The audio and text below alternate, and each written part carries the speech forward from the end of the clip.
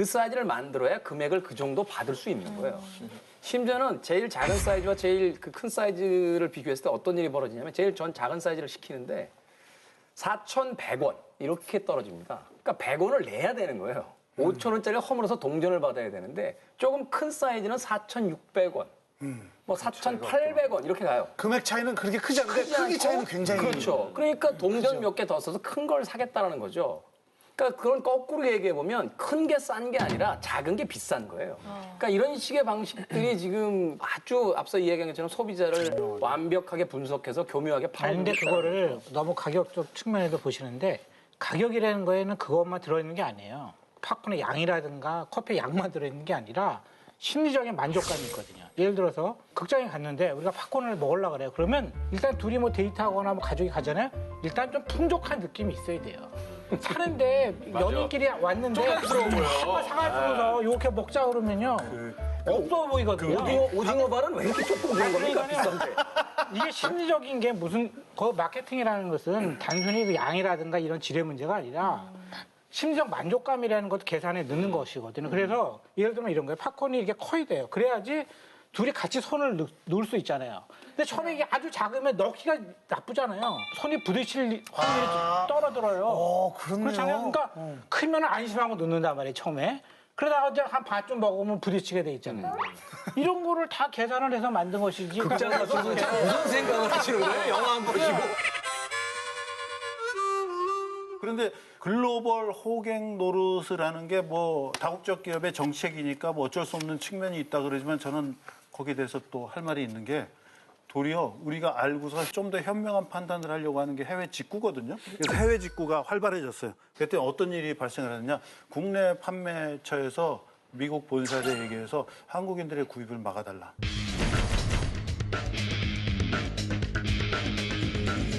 막았죠. 막았어요. 아예 IP로 한국으로 잡히면 접속이 안 되게 막았어요. 이거는 결코 제대로 된 윤리적인 판매는 아니거든요. 그런 면까지 우리가 이해를 하고 넘어갈 수는 없고 우리가 호구가 안 되기 위해서는 이제는 글로벌 호구가 안 되기 위해서는 국제적으로 놀아야 되는데 거기에 있어서 다국적 기업은 다국적인 어떤 윤리도 필요하지 않나 판매에 있어서. 예. 그러면은 아니 우리나라를 호구로 알고 뭐 들어왔다기보다는 뭐 우리나라에서도 잘 되겠지 해서 들어왔다가 다른 나라에서는 잘 되는데 우리나라에서 망해서 나간 기업도 꽤 있어요. 그 뭐 대형 그 유통점 있었잖아요. 프랑스. 그러니까 특히 대형 유통업체가 잘 안 됐죠.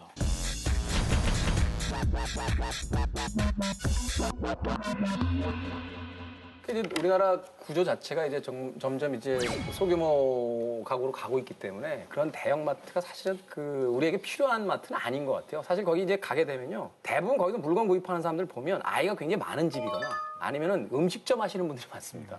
특히 이제 토마토 케첩 사러 가면 굉장히 큰 사이즈의 원플러스 열면이 나오는 게 도마도 오토바이. 나도 그거 굉장히 주의하거든요. 버튼을 갖다 혹시 보당이라고 하나요? 보다. 저기 오늘 오늘 프로그램 밑에는 꼭 내 특집이라는 걸 넣어주더라고요. 네, 특집이라는 건데 사실은 그걸 일반적인 가정집에서 사오게 되면요. 거의 1년 넘게 먹어야 돼요. 맞아요. 그러니까 갈 때마다 느끼는 거지만 저처럼 아이가 없이 이제 2인 가족으로 사는 사람들 입장에서는 이게 그렇게 큰 효용성이 있지 않아요. 대신 우리나라 마트들은 물건들이 좀 더 작고 그리고 여러 종류들을 더 많이 놓죠. 근데 그런 것보다도 우리나라에서 이제 그런 유통에서 기본은 그러니까 채소가 있어야 되는 거예요. 기본적으로. 내가 마트에 갔을 때 채소가 있어요. 그렇죠. 그게 없으면은 마트라는 느낌이 없는 거예요, 우리나라 사람들한테는. 그런데 이제 보통 외국의 대형 마트는 딱 박스로 있잖아요. 그러니까 거기가 되게 삭막한 거죠. 공장처럼 느껴지고. 그러니까 자잘한 것의 대표적인 게 이제 그게 채소거든요. 그러니까 그런 것이 정서에 안 맞는 거예요, 그러니까. 그러니까 우리나라의 마트의 특징이 뭐냐면요. 자잘한 거를 판다는데 자잘한 것이 저녁거리예요. 탁 선생님 말씀이 정확한 게 미국에서는 식품 소비가 대부분 냉동이나 완전 조리식품입니다. 가서 그냥 갖다 데우기만 하는 거거든요. 맞벌이 가정이면서 또 하나는 장을 한번 보면 거의 한 달치를 쟁여버려요. 신선식품을 갖다 놓으면 이거는 조리를 해서 시간도 걸릴 뿐더러 오래 못 먹거든요. 근데 우리나라 사람들은 신선식품이 있어야지 그 마트에 대한 신뢰감도 들고 또 하나 그렇게 해서 며칠 이내 소비를 해야 되는데 그냥 자기네들 하는 성공 스타일을 그대로 접목을 한 거예요. 그리고 항상 외진돼 있어요, 보면. 우리도 지금도 그렇지만 대부분 외국 개들은 외진데 있잖아요. 차 타고 가고. 근데 우리는 그 사람들처럼 보름이나 한 달에 한 번 가는 게 아니라 뭐 매일- 생각나면 매일- 가요. 매일 가고. 뭐 휴지 사러도 마트 가고 그러기 때문에 접근성이 편해야 되는데 그래서 월마트는 미국에서의 성공 모델을 모범적으로 한국 시장에 했기 때문에 망한 거고 이제 카프 같은 경우도 비슷한 거 되겠죠. 그들의 방법에다가 한국적인 기법을 적용한 게 우리나라에서 지금 가장 잘 나가는 이마트가 뭐 롯데마트가 되겠죠. 그렇기 때문에 도리어 아시아권에서는 그런 미국계 브랜드보다 우리 이마트가. 브랜드가 더 먹혀들고 있거든요. 그러니까 소비자 입장에서 마트에 갔을 때요, 미국형 마트, 창고형 마트라고 주로 많이 하는데 우리나라 마트하고 차이점이 뭐냐면 물건의 값어치가 달라 보인다는 거예요. 그러니까 창고형 마트의 특징들은 싸다는 건 특징은 있지만 사실은 우리나라 사람들의 문화로 봤을 때 큰 매대에다 막 물건을 산처럼 쌓아놓고 팔게 되면 시장에서 소위 싸구려 물건을 사는 듯한 느낌 같은 게 들거든요. 덤핑 느낌. 그죠? 근데 우리나라 마트의 진열 방식들을 보면 같은 물건이라도 굉장히 정갈하고 고급스럽게 디스플레이를 해놓고 있다는 거죠. 그러니까 그 물건을 구매할 때 어떤 만족감 같은 게 확실히 달라요.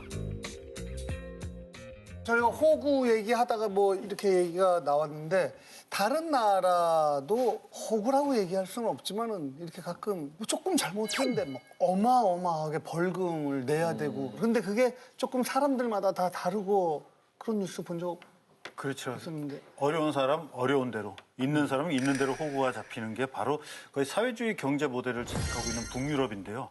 이제 핀란드나 스웨덴 같은 경우는 벌금에 있어서 수입에 따라 차등 적용을 합니다. 아, 그건 봤어요. 예. 그러니까 정해진 금액이 아니라 예를 들면 이제 뭐 그다음 수입에. 속도 위반하면은 예. 그쵸 몇 포. 뭐 월 소득의 몇 %. 근데 이거는 사실 합리적이에요. 어떤 면에서. 맞아요. 왜 그러냐면 벌금이라는 건 벌을 주는 거예요. 그렇죠. 그렇잖아요. 근데 이 사람에게 그 벌금이 벌로서 느껴지지 않을 만큼 미비하다면 그건 벌이 아닌 거예요. 사실 강남에서 예전에요. 그 견인이나 이런 것들이 별로 잘 외제차를 잘 못하던 시절에 보면 딱지를 그러니까 한 달에도 수십 개씩 그 가지고 다니는 차들이 있었다는 거예요. 왜냐하면 그 정도는 나한테 범칙금이 안 된다라고 판단하는 사람들이라는 거죠. 그러니까 그런 사람들에겐 강한 어떤 제재를 통해서 벌을 준다는 개념이니까 그건 사실 수익에 대비해서 하는 게 맞다라는 생각이 듭니다. 예, 맞습니다. 진짜 어려운 사람들은 벌금 한 장 10만 원이 하루 일당을 다 날릴 수도 있거든요. 그러니까 벌금이라는 것은 징벌성이 있기 때문에 아픈 강도는 누구나 비슷해야 돼요. 그렇기 때문에 핀란드에서는 이제 기업의 회장이 이제 그 속도 위반을 했는데 규정 속도에 딱 1km를 초과했답니다. 근데 벌금은 무려 2억 원. 차값 나왔네요. 거의 1km 오버했더니 벤츠 자동차 한 대 값이 거의 나와요. 메이웨더가 그 권투하고서 받는 금액 1초당 얼마를 그분은 1초에 내신 거네요. 그냥. 아니 그러면 네. 어떤 사람이 호구가 되는 것 같아요? 약간 사람 생각하면은 저도 뭐 누가 호구 되느냐라고 이제 고민했을 때 항상 착하고 순진하고 남을 좀 쉽게 믿는 사람이 과연 호구가 될까라는 그런 고민 많이 했었는데 어떤 그 심리학 박사가 또 그런 연구 냈거든요. 이제 사람은 세 가지 종류로 이제 분류시키는데 이제 영어로 giver, 즉 보는 사람, 그 다음에 taker, 그러니까 뭐 다른 사람한테 얻어먹는 사람, 그리고 matcher, 내가 얻은 만큼 또 다시 베푸는 사람 이제 이렇게 세 가지 종류로 분류시켰는데 보통 giver들은 즉 많이 베푸는 사람들은 좀 남들보다 월급이 한 14% 정도 더 적다는 그런 결과 나왔고 그 다음에 사기 당할 확률이 한 2배 정도 더 높대요. 근데 이제 놀랍게도 성공한 사람들 보면 50% 이상이 또 베푸는 사람들이에요.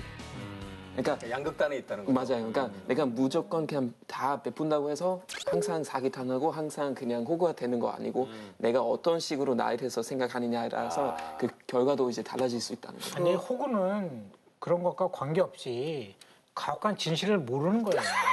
그런가요? 그게 호구죠. 사기를 당하는 것은 알 수가 있어요. 근데 호구가 되는 호구가 되는 것은 건 끝내 모르는 몰라요. 거예요. 자기가 끝내 모르는 몰라요. 거예요. 알면 그거는 호구죠. 사기죠. 예. 호구가 되는 호구가 되는 것은 건 끝내 모르는 몰라요. 거예요. 자기가 끝내 모르는 몰라요. 거예요. 알면 그거는 호구죠. 사기죠. 예. 그 사기라는 건 오히려 완결이 있는 거예요. 근데 호구가 되는 건 완결이 없거든요. 그리고 호구가 안 되는 방법은 욕심을 버려야 되는 게 대부분의 호구는 스스로 욕심이 있어서 의심을 덜하기 때문에 된다고 보거든요. 내가 남보다 많이 있어.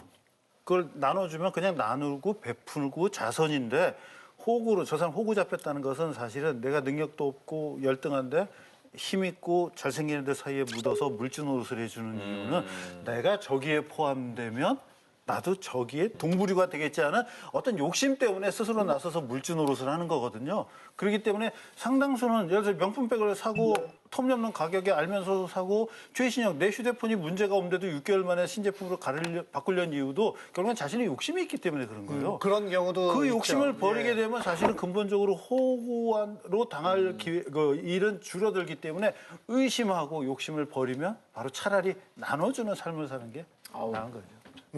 신동엽 씨는 뭐라고 생각하세요? 가장 뭐 좀 많이 체화된 나는 스프링 신발. 호구였다. 아, 호구는 나다. 호구는 나다. 예. 오늘 또 처음 고소회전 함께 하게 됐는데 네. 어떠셨어요? 저 너무 재밌었어요. 진짜 덕분에 또 많은 분들하고 재밌는 얘기 나눌 수 있어서 너무 좋았고 많이 배우고 갑니다. 혹시 다른 프로그램에서 이렇게 네네. 여쭤볼 때 사실 오늘 실망이 했어요. 뭐 이렇게 말씀하신 적도 있어요. 한 번도 없었어요. 네. 속으로만 생각했죠. 예. 지금 속으로 어떤 생각하는지는 여쭤보지 않겠습니다. 이따가 대기실에서 알려드리겠습니다. 자, 고소회전 변함없이 다음 주에 찾아뵙겠습니다. 감사합니다. 감사합니다. 아이고, 수고하셨습니다. 도서출판 글뿌리에서 똘똘이 지식 그림책을 드립니다.